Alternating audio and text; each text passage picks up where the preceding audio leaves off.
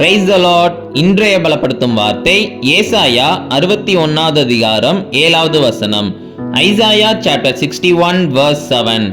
நித்திய மகிழ்ச்சி அவர்களுக்கு உண்டாகும். Everlasting Joy will be theirs. ஹல்லேலூயா. ஒவ்வொரு நாளும் காலையில ஜெபம் பண்ணி நீங்க ஒவ்வொரு காரியங்களையும் செய்ய ஆரம்பிங்க. கர்த்தருக்கு உங்களுடைய வாழ்க்கையில நீங்க முக்கியத்துவம் கொடுங்க. கர்த்தரோட அதிகமாக பேசுங்க. வேதத்தை அதிகமாக தியானிங்க.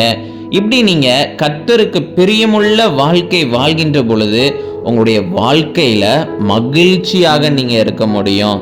சந்தோஷம் அதிகமாக காணப்படும். சில சமயம் சிலர் சொல்லுவாங்க, அப்படிதானே, எனக்கு எதுவுமே இல்லை, ஆனாலும் எனக்குள்ள அதிகமான ஒரு சந்தோஷம் இருக்கு. காரணம் என்ன அப்படின்னு சொல்லுவாங்க. எனக்குள்ள ஏசப்பா இருக்கிறார், நான் ஏசப்பாவோட பேசுறேன், எனக்கு அதிகமா சந்தோஷமாக இருக்குது, எனக்கு மகிழ்ச்சியாக இருக்குது அப்படின்னு சொல்லுவாங்க. அப்போ நீங்க ஏசப்பாக்குள்ள இருந்தீங்க அப்படின்னா நிச்சயம் உங்க வாழ்க்கையில சந்தோஷமாக வாழ முடியும். எப்பேற்பட்ட சூழ்நிலையாக இருந்தாலும் கூட உங்களுடைய வாழ்க்கையில சந்தோஷம் இருக்கும், மகிழ்ச்சி உண்டாகும். அதனால ஏசப்பாவோட பேசிக்கிட்டே இருங்க.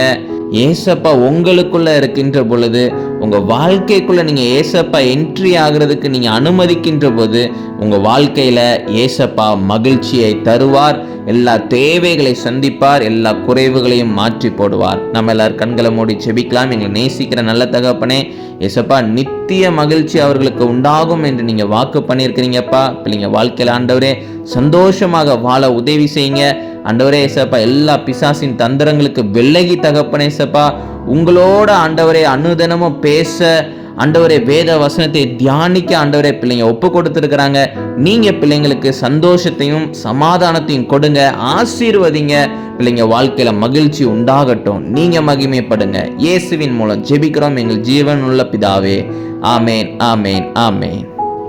எதை குறிச்சும் கவலைப்படாதீங்க. ஏசப்பா உங்களோட கூட இருக்கிறார். சந்தோஷமா இருங்க. God bless you. Have a joyful day.